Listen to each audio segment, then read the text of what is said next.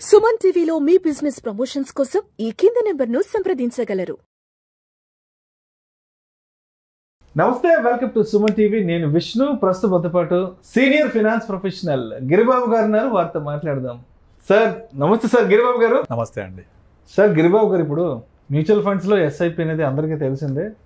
SIP అంటే ఒక సిస్టమేటిక్గా ఒక పద్ధతి ప్రకారం నెలకు ఎంతో కొంత ఇన్వెస్ట్ చేసుకుంటూ పోవడం. ఇది అందరం మాట్లాడుకునేదే, అందరికీ తెలిసిందే. బట్ ఎందుకో ఈ మధ్య చాలామంది చెప్తున్నారు, అదేంటో విష్ణు గారు, ఎస్డబ్ల్యూపిని దాన్ని ఒక ప్రోడక్ట్గా మార్చేసేసారు. మాకు ఎస్ఐపి కాదు ఎస్డబ్ల్యూపి కావాలంటున్నారు అన్నారు. ఏంటి అసలు ఎస్డబ్ల్యూపి గోలా? యాక్చువల్గా రీసెంట్గా నాకు ఒక 10 కాల్స్ వస్తే 8 కాల్స్ నాకు ఎస్ఐపి వద్దు, మ్యూచువల్ ఫండ్స్ వద్దు, ఎస్డబ్ల్యూపి కావాలి, ఈ ఎస్డబ్ల్యూపీ కావాలి, నాకు అదేదో ఉందంట, ఎస్డబ్ల్యూపీ ఉంటుందంట కదా, డబ్బులు బాగా వస్తాయంట కదా, అదైతే బాగుంటుందంట కదా, ఇలా అడుగుతున్నారు. అసలు ఈ ఎస్డబ్ల్యూపీని ఒక ప్రోడక్ట్ చేసి పడేశారు. అందుకే మీకు ప్రత్యేకంగా చెప్పి దీని మీద ఒక వీడియో చేద్దాము కంపల్సరీ క్లియర్గా. అసలు ఎస్డబ్ల్యూపీ అంటే ఏంటి, అది ఎందుకు పుట్టింది, దాని నేపథ్యం ఏంటి, మీతో డిస్కస్ చేద్దాం అనుకున్నాను. అసలు ఈ ఎస్డబ్ల్యూపీ ఆవిర్భవించడానికి కారణం ఏంటి, దాని నేపథ్యం ఏంటి క్లియర్ ఎక్స్ప్లెయిన్ చేస్తాను. యాక్చువల్గా మనం కనుక ఒక 20-30 సంవత్సరాల వెనకకి వెళ్ళి ఒక 15 సంవత్సరాల నుంచి మనం మామూలుగా చూస్తూ ఉంటే, ఎప్పుడైతే ఈ ప్రైవేట్ కంపెనీస్ బాగా గ్రో అవ్వడం, గవర్నమెంట్ జాబ్స్ తగ్గడము మనం చూస్తున్నాం కదా. సో ఎప్పుడైతే ఏదైనా ఒక వ్యక్తి ఉద్యోగంలో చేరగానే, అరే నువ్వు ఇన్వెస్ట్మెంట్ చేసావా అని అడిగితే కూడా ప్రతి ఒక్కళ్ళు ఏం చెప్తారు, ఫస్ట్ మన చిల్డ్రన్ కోసం ఒక చిల్డ్రన్ పాలసీ అనో, లేకపోతే ఇల్లు కొనుక్కోవాలి, ఇల్లు కట్టుకోవాలి, లేకపోతే పిల్లల మ్యారేజ్ కోసం అనో ఏదో ఒక పాలసీలు ఉంటాయి. వాటితో పాటుగా నెక్స్ట్ చెప్పేది ఏంటంటే, గుర్తొచ్చేది ఏంటంటే పెన్షన్ పాలసీ. పెన్షన్ కావాలి, పెన్షన్ ఉంటే ఏ టెన్షన్ ఉండదు. ఓకే, సో నాకు ఆ పెన్షన్ పాలసీ కావాలని చెప్పేసి పెన్షన్ కావాలని చాలామంది ప్లాన్ చేస్తూ ఉంటారు. పెన్షన్ అనగానే ఫస్ట్ గుర్తొచ్చేది ఏంటంటే LIC pension policy, SBI life pension policy, లేదా హెచ్డిఎఫ్సి పెన్షన్ పాలసీ, ఇలా పెన్షన్ పాలసీలు గుర్తు చేస్తూ ఉంటారు, పెన్షన్ పాలసీ చెప్తూ ఉంటారు. అయితే మనం ఇంకొంచెం వెనక్కి వెళ్తే మనకు ఇమ్మీడియట్ యాన్యుటీ ప్లాన్స్ కూడా ఉంటాయి. ఈ పెన్షన్ యాన్యుటీ అంటారు. యాక్చువల్గా ఈ ఇమీడియట్ యాన్యుటీ ప్లాన్స్ ఏం చేస్తాయి, మనం కనుక 45 years దాటి ఉండి మనం ఒక పాలసీ తీసుకుంటే ఆ పాలసీలో ఇమీడియట్ యాన్యుటీ ఆప్షన్ ఉంటుంది. అంటే మనం కనుక ఒక ₹1,00,000 పే చేస్తే మనకు annuity immediately monthly or quarterly or half yearly or yearly start అయిపోద్ది. అంటే మనకి ఇమీడియట్లీ ఒక పెన్షన్ లాంటిది దొరుకుతుంది మనకు. ఇది యాక్చువల్గా బాగా పాపులర్. అయితే ఇక్కడ ఒక డ్రాబ్యాక్ ఏంటంటే, మీరు జీవన్ అక్షయ్ అని ఎల్ఐసిలో ఒక పాలసీ ఉండేది, జీవన్ అక్షయ్. ఇది 1980s నుంచి కూడా ఉంది. ఎవరైతే జీవన్ అక్షయ్ పాలసీలో అప్పుడు 80sలో స్టార్ట్ చేశారో వాళ్ళకు ఇంట్రెస్ట్ రేట్ మోర్ దెన్ 12% ఉండేది. ఈ పాలసీ యొక్క ఫీచర్ ఏంటంటే, మీరు జీవన్ అక్షయ్ పాలసీలో ఇమీడియట్లీ పెన్షన్ దొరుకుతుంది, రేట్ ఆఫ్ పెన్షన్ రేట్ కూడా మనము ప్రివైలింగ్ రేట్ వస్తుంది. ఇది 80sలో తీసుకున్న వాళ్ళకు 12% ఉంటే ఈ రోజుకి 12% వస్తుంది. బాగుంది కదా. అంటే ఇన్ఫ్లేషన్ ఎంత పెరిగినప్పటికీ, వడ్డీ రేట్లు ఎంత తగ్గిపోయినప్పటికీ అప్పుడు తీసుకున్న వాళ్ళకు 12% వస్తుంది. దాని తర్వాత ఏం చేసింది, నెక్స్ట్ సిరీస్లో ఇట్లా సిరీస్లో వస్తూ ఉంటాయి ఎవ్రీ ఇయర్. ఆ వచ్చే సిరీస్ అన్ని ఇంట్రెస్ట్ రేట్స్ తగ్గుతూ వస్తున్నాయి. ఇప్పుడు ప్రజెంట్ కూడా జీవనక్షయ ఎల్ఐసి పాలసీ ఉంది. దీంట్లో మనకు వచ్చే రేట్ ఆఫ్ రిటర్న్ హార్డ్లీ 6.5%. అయితే ఇదంతా కూడా గత 2010-11 తర్వాత నుంచి ఏమైందంటే, నాకు పెన్షన్ పాలసీ కావాలి అంటే ఎంత వస్తుంది రిటైర్మెంట్ తర్వాత అని చూస్తే 6.5కి వచ్చేసాయి. మరి సరిపోద్దా 6.5%? అంటే నేను ఒక ₹1,00,00,000 ఇన్వెస్ట్ చేస్తే నాకు 6.5 లక్షలు 6.5% అంటే సంవత్సరానికి నెలకి ఎంత అవుతుంది, హార్డ్లీ 50,000. సరిపోద్దా 50,000? ఇవాళ సరిపోవచ్చు, రేపటి పరిస్థితి ఏంటి 17,000, ఎందుకంటే మారదు కదా యాన్యుటీ రేటు, అంతే ఉంటుంది, సరిపోదు. కనుక నాకు ఈ పెన్షన్ పాలసీ ఇవాళ 6.5% ఓకే అయినప్పటికీ ఓ 10,000 నాకు సరిపోదు. కనుక వచ్చే రిటర్న్ ఫిక్స్ ఉండడం వల్ల నాకు ఇది సరిపోకపోవచ్చు. సెకండ్ డ్రాబ్యాక్ ఏంటి ఇందులో, సెకండ్ డ్రాబ్యాక్ ఏంటంటే, దీంట్లో యాన్యుటీస్ ట్యాక్సబుల్ ఆల్వేస్. ఫస్ట్ థింగ్ ఏంటి, నాకు అమౌంట్ సరిపోదు, రేపు పొద్దున ఎక్కువ కావాలి అంటే పాసిబుల్ అవ్వదు, because pension rate is fixed. రెండో డ్రాబ్యాక్ ట్యాక్సబుల్ ఉండేది. అయితే ఓకే, పెన్షన్ పాలసీస్ ఉన్నాయి కాబట్టి నాకు ఈ పెన్షన్ పాలసీ వద్దు, నేను వేరే దగ్గరికి ఇన్వెస్ట్ చేస్తా అని ప్లాన్ చేసేవాళ్ళు. అట్లా చూస్తే ఎండోమెంట్ పాలసీస్ ఉంటాయి, అక్కడ కూడా రేట్ ఆఫ్ ఇంట్రెస్ట్ ఫిక్స్డ్. ఇవన్నీ అయిపోయాయి. తర్వాత ఏమైపోయినాయి, 2015-16 తర్వాత డిమానిటైజేషన్ అయిపోయిన తర్వాత చాలా మ్యూచువల్ ఫండ్స్ ఏం చేశాయంటే డివిడెంట్ ఆప్షన్ స్టార్ట్ చేశాయి. యాక్చువల్ చెప్పాలంటే అది కొత్తదేం కాదు, మ్యూచువల్ ఫండ్ పుట్టినప్పటి నుంచి డివిడెంట్ ఆప్షన్స్ ఉన్నాయి. కానీ ఇయర్లీ డివిడెంట్ ఆప్షన్ ఉండేవి అందులో. ఇయర్లీ ఎంత ఇచ్చేవాళ్ళు? 9-10% ఇచ్చేవాళ్ళు. ఈ ఎప్పుడైతే 2016 డిమానిటైజేషన్ అయిందో దాని తర్వాత అందరూ కూడా ఫిక్స్డ్ డిపాజిట్లు మానేసి తక్కువ రేట్ ఆఫ్ ఇంట్రెస్ట్ అయిందని మెల్లమెల్లగా ఫైనాన్షియల్ ఇన్స్టిట్యూషన్స్కి రావడం, వచ్చి నాకు మంత్లీ ఇన్కమ్ ఉంటే బాగుంటుందని ప్లాన్ చేసినప్పుడు మ్యూచువల్ ఫండ్ హౌసెస్ ఏం చేశాయి, అదేదో సంవత్సరానికి 10% ఇచ్చే బదులు మేము దాన్ని మంత్లీకి కన్వర్ట్ చేస్తామని 10ని 12 చేసి డివైడ్ బై 12 months మంత్కి 1% ఇవ్వడం స్టార్ట్ చేశారు. ఇది ఫస్ట్ స్టార్ట్ చేసింది హెచ్డిఎఫ్సి బ్యాలెన్స్ అడ్వాంటేజ్ ఫండ్. ఇది ఎంతలా పాపులర్ అయిపోయిందంటే మీకు అప్ కంట్రీలో అంటే ఊర్లలో టౌన్స్లలో అప్ కంట్రీలో తర్వాత పెరిఫరల్స్లో ఒక బ్యాంక్లో కనుక డబ్బులు ఉన్నాయంటే సార్ మా దగ్గర ఎఫ్డీ అయితే 6 ఉంటుంది, ఇందులో పెట్టండి, ఇది ఎఫ్డీతో సమానం, మీకు 12 వస్తుంది పర్ మంత్ 1%, యాన్యువల్ 12% చెప్పేవాళ్ళు. దాంతో నాకు చెప్తుండేవాళ్ళు ఒక్కొక్క బ్రాంచ్ వారానికి కొన్ని కోట్ల రూపాయల బిజినెస్ చేసేవాళ్ళు. ఇండియా మొత్తం వారానికి ఆల్మోస్ట్ ఒక more than 100 crores బిజినెస్ చేసేది. అలా విపరీతంగా ఇన్ఫో రావడం స్టార్ట్ అయినాయి ఆ ఫండ్స్లోకి. వాళ్ళని చూసి మిగతా ఫండ్స్ అందరూ కూడా మంత్లీ డివిడెండ్ పేఅవుట్ మంత్లీ అంటే 1% 0.9 0.85 అట్లా పెట్టేవాళ్ళు. ఇదంతా 2016, 17, 18 చాలా పాపులర్ అయింది. 18లో ఒక బడ్జెట్లో ఒక రూల్ తీసుకొచ్చింది గవర్నమెంట్. ఏం చేసింది, 2018 బడ్జెట్లో డివిడెండ్ డిస్ట్రిబ్యూషన్ ట్యాక్స్ ఇంపోజ్ చేశారు. ఈ డివిడెండ్ డిస్ట్రిబ్యూషన్ ట్యాక్స్ అనేది it's a taxable in your hand. మీకు ఏదైతే డివిడెండ్ వస్తుందో ఈ మ్యూచువల్ ఫండ్స్ ద్వారా కావచ్చు, స్టాక్స్ ద్వారా కావచ్చు, ఇది మీకు చేతికి వచ్చాక డివిడెండ్ ట్యాక్సబుల్. ట్యాక్సబుల్ అంటే ఏంటి, మీకు ఆల్రెడీ ఎంత బ్రాకెట్లో ఉన్నారో 10%, 20%, 30% ఏ బ్రాకెట్లో ఉంటే ఆ టోటల్ ఇన్కమ్కి ఇది యాడ్ చేసి మీరు ట్యాక్స్ పే చేయాలి. సో డివిడెండ్ డిస్ట్రిబ్యూషన్ ట్యాక్స్ అయ్యేసరికి ఎవరైనా ఈ మంత్లీ ఇన్కమ్ కావాలంటే వాళ్ళు తక్కువ అమౌంట్స్ చేయరు, పెద్ద అమౌంట్స్ ఇన్వెస్ట్ చేస్తూ ఉంటారు. ఆ వచ్చే అమౌంట్ మీ పర్సనల్ ఇన్కమ్ యాడ్ చేసి మీ బ్రాకెట్ 30% అయితే 30% ట్యాక్స్ పే చేయాలి. కనుక 30% ట్యాక్స్ పే చేస్తుంది కాబట్టి మీకు డివిడెండ్ అనేది సూటబుల్ కాదు. కనుక మీరు సిస్టమాటిక్ విత్డ్రాకి వెళ్ళండి. ఈ ఎస్డబ్ల్యూపీకి వెళ్ళడం వల్ల ఏమవుతుంది, విత్డ్రా కదా, దీని ఎల్టీసీజే ఉంటుంది 10%. అది కూడా ఏంటి, మీకు చాలా వరకు ఈ బ్యాలెన్స్ ఫండ్స్ అని కూడా ఫస్ట్ 10% ఆఫ్ కార్పస్ మీద విత్డ్రా చేస్తే ఎగ్జిట్లో లేదు అని చెప్పేవాళ్ళు. కనుక మీరు 10% వరకు నాకు యాన్యువల్ ఇన్కమ్ వచ్చేలాగా 10% per annum divide by 12 months అలా తీసుకొని ఎస్డబ్ల్యూపీ ప్లాన్ చేసుకునేవాళ్ళు. అంటే 10 లక్షలు ఇన్వెస్ట్ చేస్తే 10% ఎంత, ₹1,00,000 డివైడ్ బై 12 అంటే 8,000 రూపీస్ పర్ మంత్. ఈ 8,000 రూపీస్ నేను ఎస్డబ్ల్యూపీ పెట్టుకుంటే నాకు ఎగ్జిస్టింగ్ మీద ఎగ్జిట్లో లేదు, నా చేతికి వచ్చే దాని మీద 1 lakh ఉంటుంది కాబట్టి up to 1 lakh tax exempted. అలా ట్యాక్సేషన్ని దృష్టిలో పెట్టుకొని ఎస్డబ్ల్యూపీని కొంచెం బెటర్ వైజ్ చేసి ఇంట్రొడ్యూస్ చేసింది అన్ని ఫండ్ హౌసెస్ కూడా.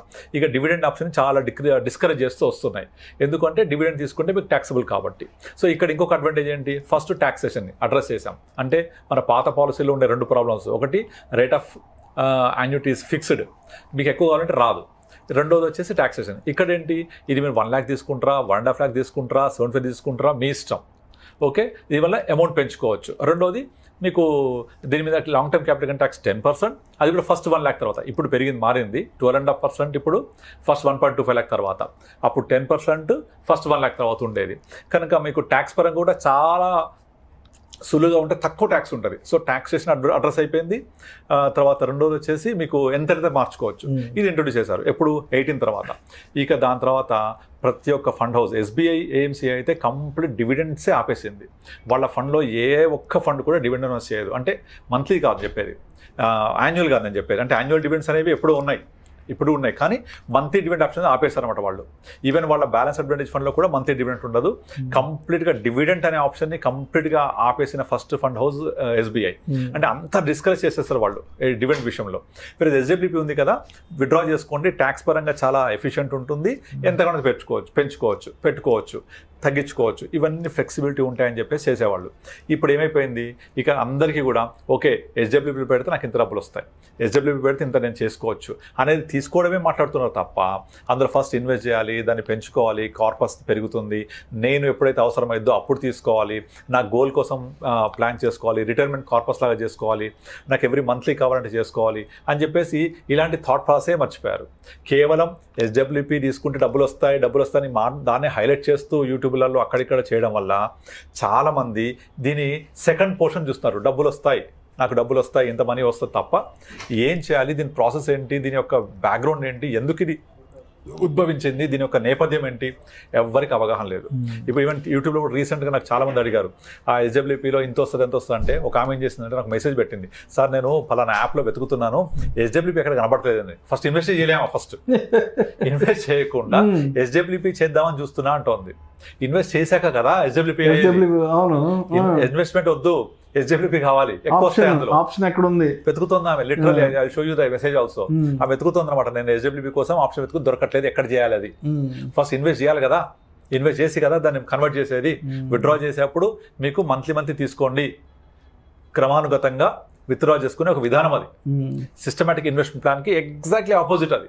Systematic investment plan, systematic withdrawal plan. మనం ఇన్వెస్ట్ చేస్తూ పోతాం, పెరుగుద్ది, లంసమైద్ది, సిస్టమాటిక్గా తీసుకుంటూ ఉండండి. మనం ఒక వీడియో చేసాం, గుర్తుందా, మీ నెల్లూరు ఫ్రెండ్కి ఒకటి చెప్పాము, 50 లక్షలు ఉంటే ఇల్లు కొనాలా, మ్యూచువల్ ఫండ్ పెట్టాలని. అతనికి ఏం చేసాము, బాబు 50 లక్షలు ఉంటే ఒకేసారి ఇల్లు కొనకు, మ్యూచువల్ ఫండ్ పెట్టుకొని 1 year గ్యాప్ ఇవ్వు, 1 year తర్వాత వచ్చే కార్పస్ నుంచి every month systematic withdrawal plan తీసుకొని నీ EMI కట్టుకొని చెప్పాం. అవునా? సో అది ఎంత బాగా వర్కౌట్ అయింది ఆయనకు. డబ్బులు ఆయన దగ్గర ఉన్నాయి 50 లక్షలు, ఇల్లు వచ్చింది, ఇల్లు లోన్లో తీసుకోవడం వల్ల EMI కట్టుకుంటూ పోయాడు, కార్పస్ ఇక్కడ ఉంది, ప్లస్ ఇల్లు కూడా తను ఎక్వైర్ చేసుకోగలిగాడు. రీసెంట్గా ఒక కేస్ స్టడీ చెప్తాను. యాక్చువల్గా మన దగ్గర ఒక అమ్మాయి వచ్చింది, వాళ్ళ బ్రదర్ వచ్చేసి నా క్లయింట్, ఆమె ఏజ్ 36 ఉంటుంది. అయితే వాళ్ళ husband at the age of 40 he passed away due to some accident. అయితే ఇన్సూరెన్స్ నుంచి 50 లక్షలు, తర్వాత వాళ్ళ ఫ్రెండ్స్ అంతా కొంచెం గ్యాదర్ చేసి ఒక 4-5 lakhs ఇచ్చారు ఆమెకు. మొత్తం 55 lakhs మాత్రమే ఆమె దగ్గర ఉన్నాయి. ఇంకా వేరే ఇన్కమ్ అంటూ ఏమీ లేదు ఆమె దగ్గర. వాళ్ళ హస్బెండ్ పేరెంట్స్ కూడా ఎవరు చూడట్లేదు ఇప్పుడు ఆమెని. సో ఈ 55 lakhs జీవితాంతం ఆమెకు యూజ్ అవ్వాలి. ప్లస్ 2 kids ఉన్నారు, వాళ్ళ ఎడ్యుకేషన్ నీడ్స్, మ్యారేజ్ నీడ్స్ అన్ని ఫుల్ఫిల్ అవ్వాలి. But total corpus available is 55 lakhs. ఇది ఎలా చేద్దాం అనే దగ్గరికి వస్తే నేను ఒక మంచి సలహా ఇచ్చాను. నార్మల్గా అందరు SWP ప్లాన్ చేసే వాళ్ళు చేసే తప్పేంటంటే, ఈ 50 లక్షలు తీసుకెళ్ళి ఒక బ్యాలెన్స్ ఫండ్ లేకపోతే కన్జర్వేటివ్ హైబ్రిడ్ ఫండ్లో పెట్టేసి ఎవ్రీ మంత్ 6-7% తీసుకుంటూ ఉంటారు. అందరూ చేసే పని అది. బట్ అలా చేయకూడదు. నేనేం చేశానంటే, నాకు ఒక 1 year టైం ఇవ్వండి, ఈ 50 lakhs ఇన్వెస్ట్ చేద్దాం. ఈ 1 year పాటు మీరు బ్రతకడానికి మీకు కావాల్సిన డబ్బులు ఆల్రెడీ 55 lakhs ఉన్నారు కదా, ఒక 4-5 lakhs ఉంచుకోండి అకౌంట్లో. అది మీరు యూజ్ చేసుకుంటూ 1 year గడపండి. 1 year తర్వాత 50 lakhsలో ఒక 12% ఎంత అవుతుంది? 50 lakhs మీద ఎగ్జాక్ట్లీ 6 lakhs వస్తుంది. ఆ 6 lakhs నేను ఏం చేశానంటే 1 year తర్వాత ఎగ్జాక్ట్లీ కావాల్సిన 6 lakhsని వేరే ఫండ్స్ మూవ్ చేసాం. అంటే ఏంటవి? మన equity savings fund, conservative hybrid funds, balance advantage funds అని ఉంటాయి. Balance advantage fund BAF, conservative hybrid funds, equity savings. ఇందులో ఏంటంటే ఈక్విటీ పర్సెంట్ చాలా తక్కువ ఉంటుంది, like 10-20%, very very low fluctuation and regular మనకి ఇన్కమ్ ఇస్తాయి ఇవి. ఈ 6 lakhsలో నుంచి ఆమెకు కావాల్సిన 50 lakhsలో 1% ఎంత? 50,000. ఆ 50,000 తీసుకోవడానికి కావాల్సిన 6 lakhs పక్కన క్రియేట్ చేసి పెట్టాను.